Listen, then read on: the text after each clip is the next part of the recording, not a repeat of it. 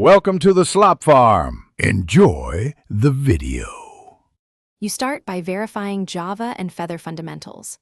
Open a terminal and run Java version so you know which runtime is active.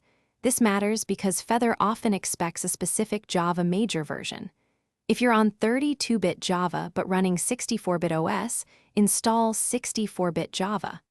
Once done, quit Minecraft and the Feather launcher to avoid file locks. Make sure you have admin rights for the next steps so you can edit JVM arguments and replace runtime files without permission errors.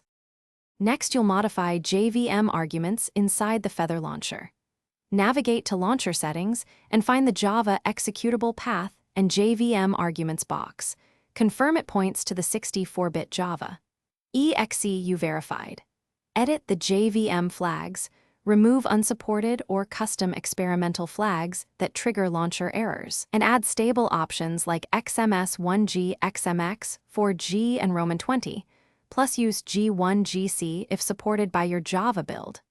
Once adjusted, save and test launch. These changes directly control memory and garbage collection behavior, which is a common error source. Finally, if the launcher error remains, perform a clean reinstall of the Feather client.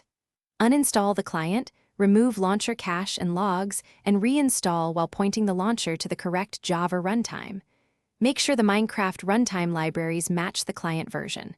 Once reinstalled, launch and watch the logs for success. If things go wrong, open the error log and look for specific class path or missing library names. Those messages tell you whether it's a Java mismatch, corrupted mod, or a bad JVM flag. Thanks for watching. Consider subscribing if we helped you today.